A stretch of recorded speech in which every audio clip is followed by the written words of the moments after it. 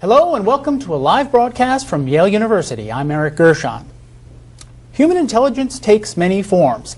One of these is emotional intelligence, the ability of people to understand, use, and manage their emotions.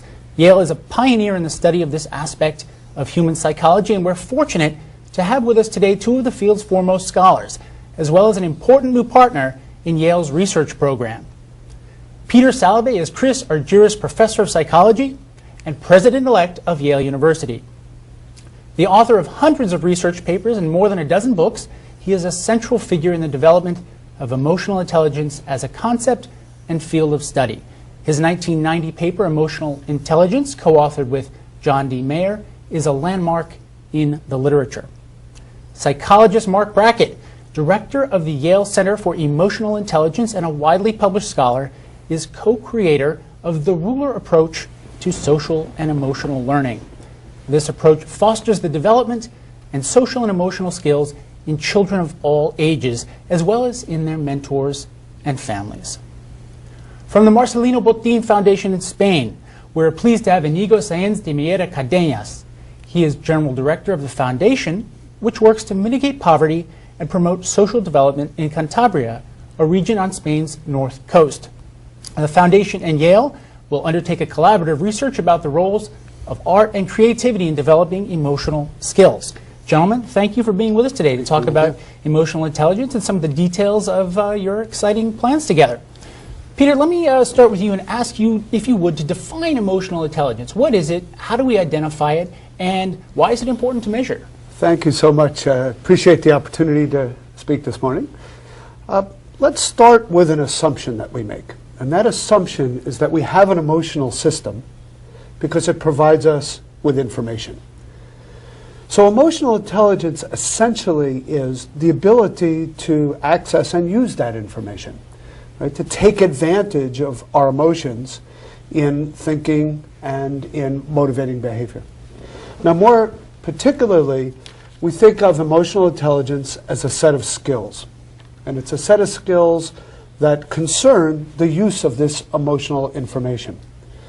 And when we look at emotional intelligence, we cluster those skills along four dimensions. The first set of skills concerns the ability to identify emotions in oneself or in other people. So this might include understanding what you're feeling, my ability to look in your face and see your expression and get some sense of how you might be feeling. The cues might be verbal, they might be nonverbal. Second dimension of emotional intelligence concerns understanding emotions. So how they change over time, how they might blend together. In particular, how to use language to describe them. Third area of emotional intelligence involves using our emotions. So how do I harness my emotions or the information provided by emotions and use it to guide the making of a decision, the solving of a problem, or particularly relevant for today's conversation, the production of something creative, a creative act. Finally, we're interested in the regulation or management of emotions. So my ability to manage my own feelings, calm myself down, cheer myself up, psych myself up, but also my ability to manage the emotions of another person. So I see that you are anxious today and I do something that helps you calm down. Or I am speaking to an audience over the television and I am trying to figure out a way to engage them, to make them more interested. Right? That's an attempt to manage their emotions. So again, emotional intelligence for us is a set of skills having to do with using the information that is part of an emotional experience, and to do that by accurately identifying emotions, understanding them and understanding the language we use to describe them, using them in thinking and in motivating behavior, and then regulating them in oneself and in others. Mark, if you would elaborate a little bit on how you go about measuring emotions and how you use those measurements to generate some effect. Sure. So, as Peter mentioned, the model that he and Jack Mayer developed was called the ability model of emotional intelligence, which means that we think of emotional intelligence as a real intelligence, and therefore try to measure it as such. What that means specifically is that we take a performance-based approach. More specifically, we want to know how people reason with and about their emotions versus what they think about their emotional life. And we've done a lot of research to show that the performance-based assessment seems to work the best. What that means is that, for example, in the first branch of emotional intelligence, in perceiving emotions and others, people are given actual facial expressions to code. And so it's how much emotion is present or not present in a face. For the using emotions, we ask them questions to consider that, you know, if you're in this state, emotion state, and you're going to do this kind of activity, is that conducive to that or not? For understanding of emotion, we're testing people's actual emotion vocabulary. And for their ability to regulate emotions, we use situation judgment tasks, which are scenarios that people have to think about and then generate effectiveness or rankings and effectiveness for different response options. Maybe what's most important is that over the last 10 years or so since these measures began to be developed, we've done a variety of research projects in workplaces, in schools, with individuals interacting with each other, in task groups with business school students, many other kinds of projects where we measure these skills using a tool called the Mesquite, which is a test of emotional intelligence. Again, operationalized as a set of abilities. And we try to show that one's scores on this test predict important outcomes in each of those environments.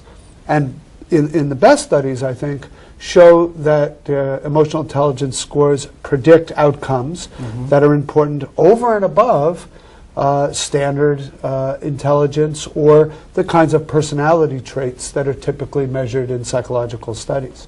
And at this point, I think we've been able to do that in a way that's fairly convincing, that suggests that we are measuring something new and different, measuring it with some reliability, meaning with stability over time, and that it is valid. That is, that it predicts an important outcome in ways that we couldn't predict it before. Yeah, so you know, when you think about the theory of emotional intelligence, we're interested in how are these skills helping people live better lives. And perhaps, Inigo, you could tell us a little bit about the work that Yale and Botín will be doing together. Yeah, thank you very much, Eric. Thank you very much, Mark and Peter. And I also want to thank the people that are following us from Santander, in this small city in the north of Spain. This project has to do with the social aim of the most important project of the history of the Botín Foundation. It's the Botín Center, one also of the most important art and cultural projects in Spain. The Botín Center is going to be an art center. It's going to be part of the international circuit of world-class art centers. It's going to be obviously the main meeting point in the very center of Santander to fertilize with art and culture the city life. But it also is going to be a place to awake creativity through arts. It's going to be a place that is going to use art to generate, to help to manage, as Peter and Mark were saying, emotions in a way that it awakes, it unblocks our capacity of creating. No? The capacity of creating that we really need in Spain and in Europe at the moment, because we are in a moment in which it is clear that we need to find new ways of doing new things. And this is what I said, that this is one of the main elements of the social vocation of the art center. No? We are going to use visual arts mainly, because it's going to be an art center, theater, literature, dance, cinema, to to awake the creativity, as I said, of children, the youth, and also adults in their daily life, in their personal life, and also in their professional life. No? With Yale, I think that we are going to bring together a long experience that Yale has, obviously. Peter Salovey, your new president, is the main reference in the work in this field. Also the experience in the foundation, because we have been also working in social and emotional intelligence for the last 10 years with a program which is called Educación Responsable, that has things to do with the rural program, no? And bringing together this experience, and with the wonderful team that Mark leads in the Social and Emotional Intelligence Center in Yale, we really believe that the Botín Center can become the leading institution in the world to awake creativity through arts, using the arts. This is what it's all about, no? I would say. In just a minute, we're going to take some questions from some journalists in Spain following the broadcast.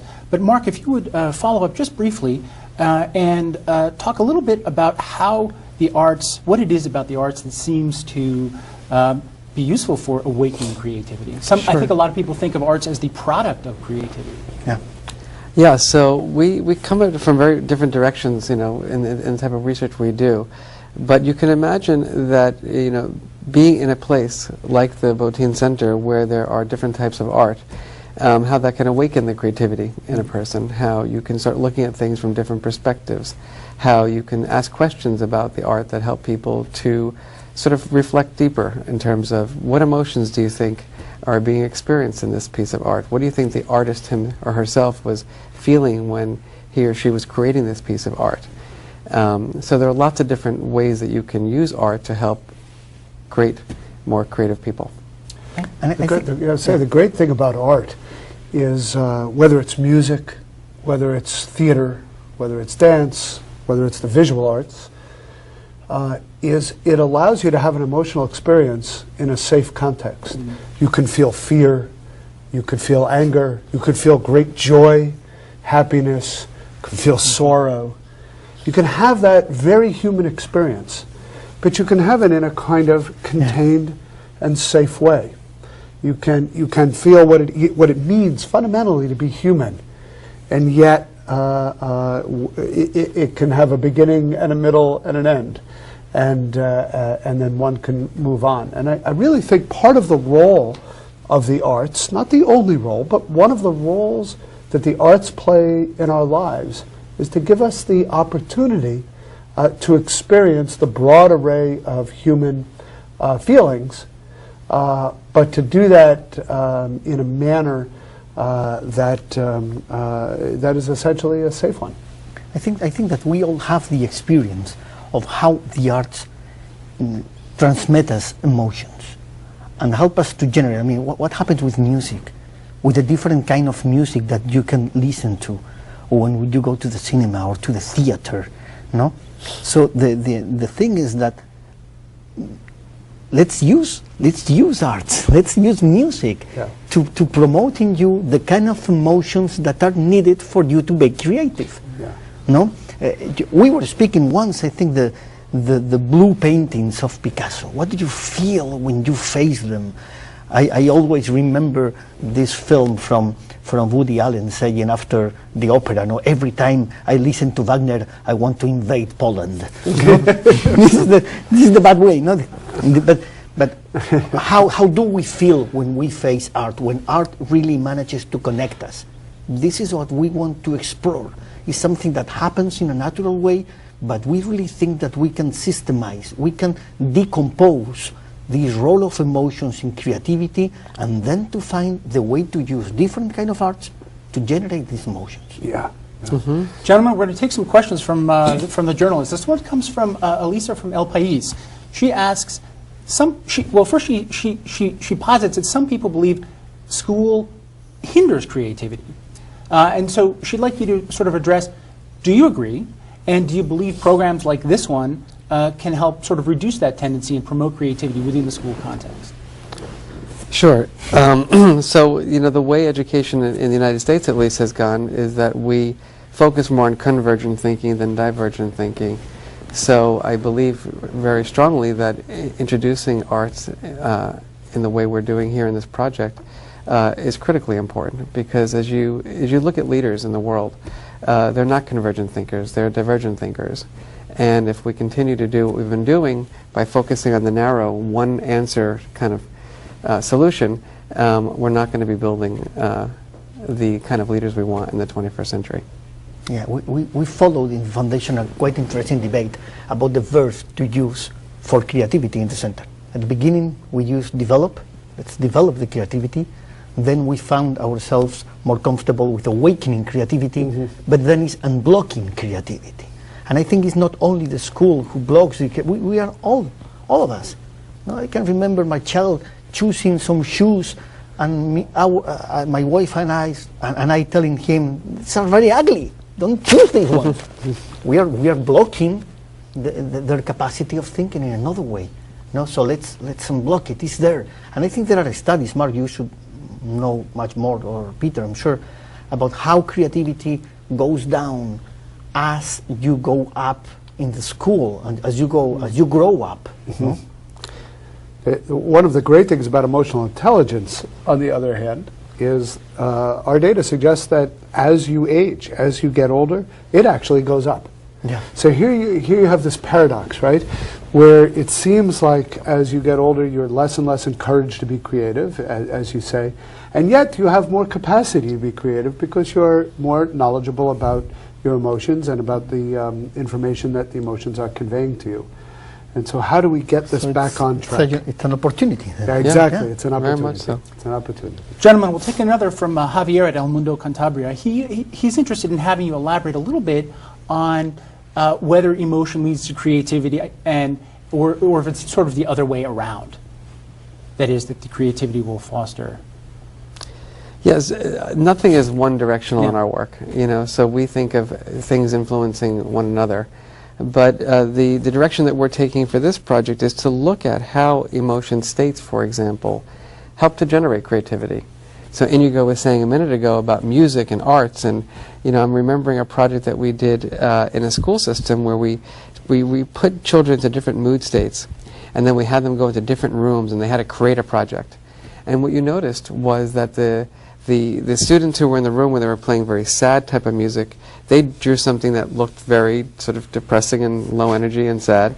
And the students who were in that high energy room, in the yellow room we call it, drew something that was much more bright and expressive.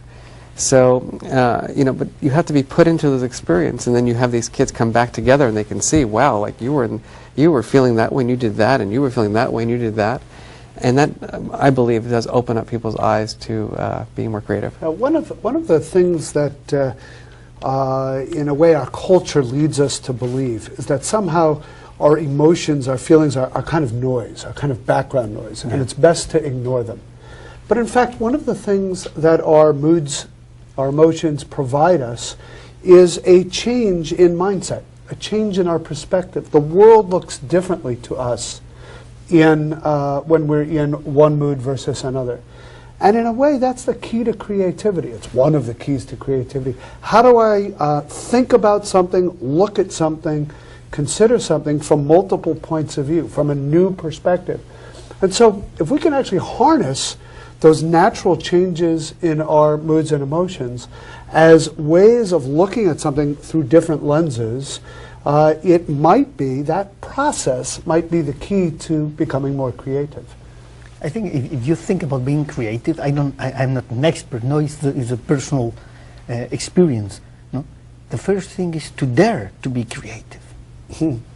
After that, then you have the capacities that you can have, whatever, it depends on your situation, but daring to be... You have to be willing. You have to be willing to first to will and to dare, because there is the possibility of succeeding or not. No, so daring or not depends much more in your mood, what you know, or your knowledge, your whatever. No, I think it's quite evident. And no, a lot of it has to do with the types of questions that we ask kids to think about, right? If we ask them to just solve a problem that has one answer, how can you be creative about that? But by giving kids opportunities to look at art and do activities that require them to come up with multiple responses. To give them the possibility of being creative. Yeah. Speaking of kids, we have a question from Maru at AFA Cantabria, and who asks, and this is probably for Inigo, is the Botín Foundation considering expanding the age range of the folks involved in the program? Sure. I mean, now we are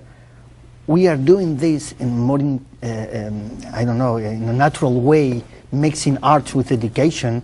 But in the center, we want to bring into the center like a magic box for creativity, young people, children. We even committed the foundation. Our chairman Emilio Botín did it last year. Every school in Cantabria is going to be able to use the center at least one day of the year, because we have many schools, but also for adults, for business people, for doctors, for politicians, if they want, no? Whoever wants to come and to experience art, to become more creative in their lives. And I think this is something that we really need. Someone from a Spanish newspaper was asking me this morning, and I couldn't explain why creativity is important, because I see it's evident. We need to find new ways to do new things, no? In not only children. Yeah. Guillermo at El Diario Montañez asks, and any of you can address this question really, what do you consider the most innovative aspects of this particular program that you're doing together? Go ahead. I want you to say it. Well, I can also say I think that, my colleague Zorana Ivcevic, who is really going to be the manager of this project, is an expert on creativity. And what we're working on is really, together with the foundation, is this model of how, a theoretical model for how emotions, creativity, and art all work together, and doing empirical investigations with adults and children to test these models. So to us, that's really the big piece of this, is really understanding the theories and how emotions drive creativity, how arts drive creativity, and how arts, emotions, and creativity work together.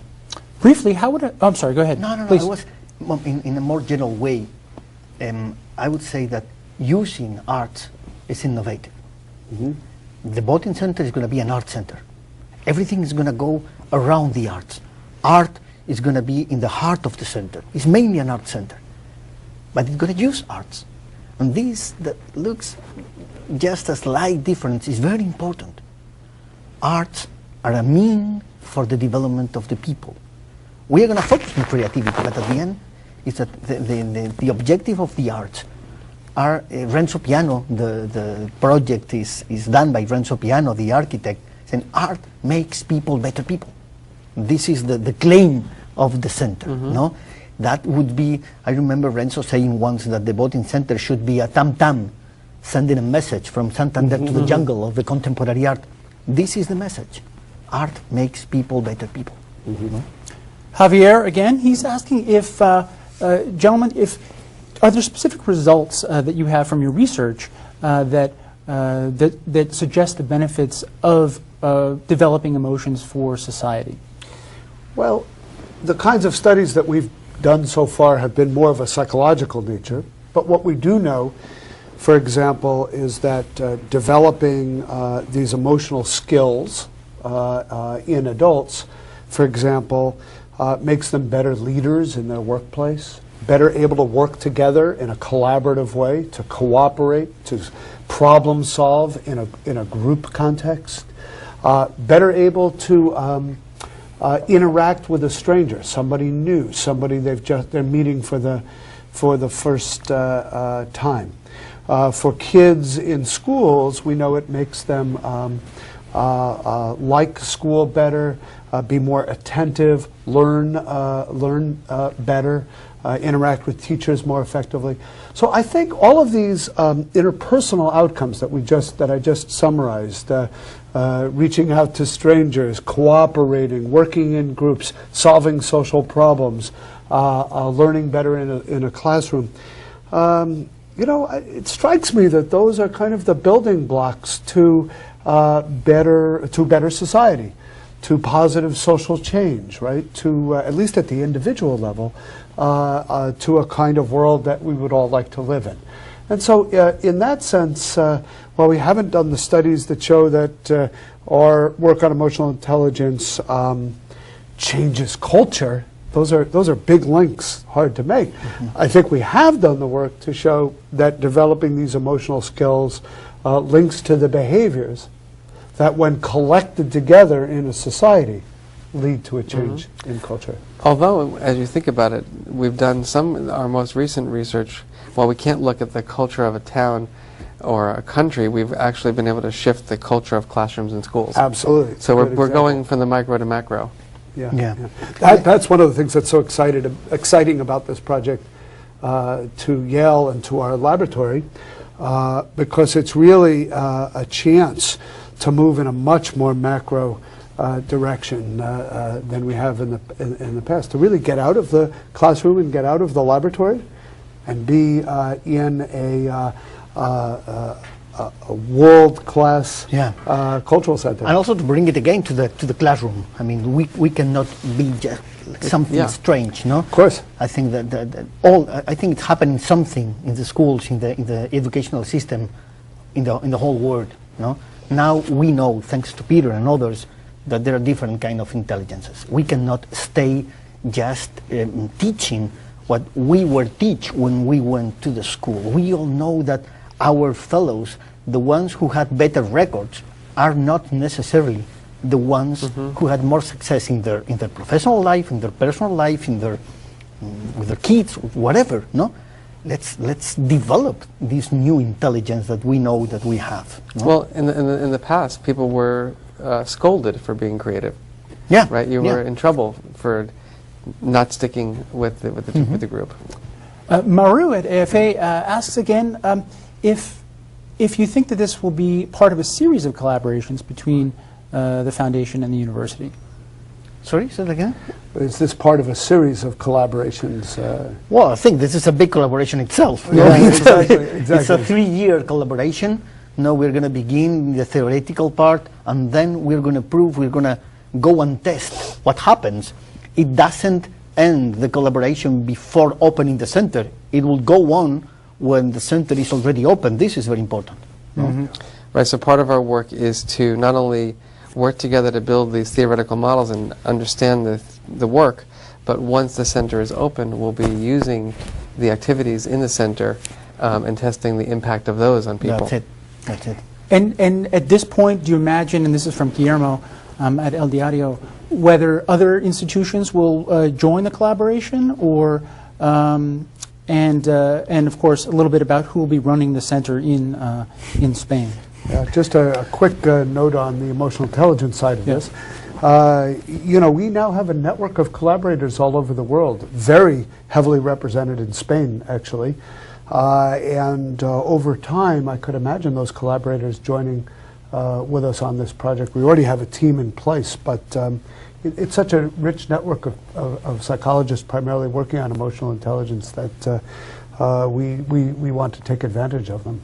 And I think we also have to bring into the project the people knowing about the arts, not from the psychological point of view, but people knowing what's happening in theater, in dance, in music. We are going to organize a summer course this year in Santander. We're going to bring together experts in social and emotional intelligence with experts in art to see how we can use them. I'm sorry to do that. No, the question about the manager of the center is a question that has been done lots of times in Santander, and I think this is the perfect moment to say, you know, that taking into account that this is an art center and this is the main thing, but that we are going to use this art. The center has 3 aims: local, global, because it's the art center; local, because it's the new meeting point from Santander; and then social, because it's going to use arts. No, so it's going to be this is like an announcement in Santander.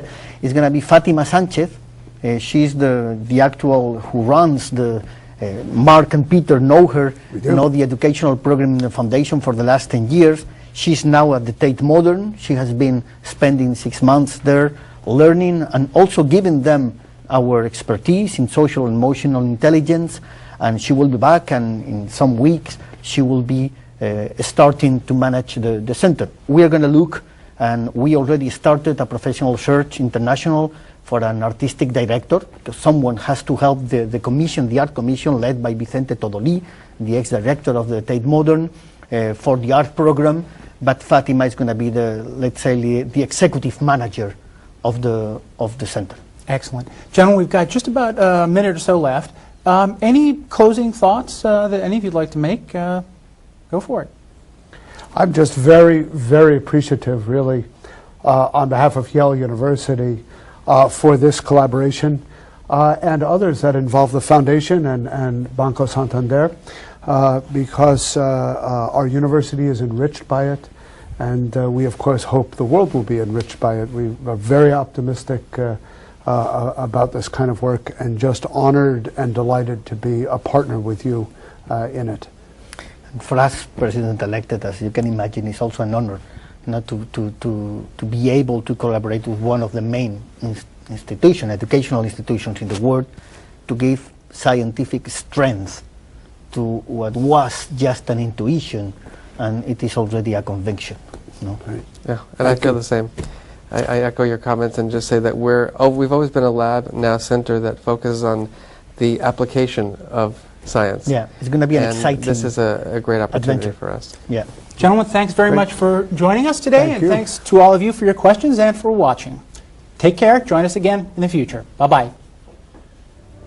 Thank you very much. Thank you.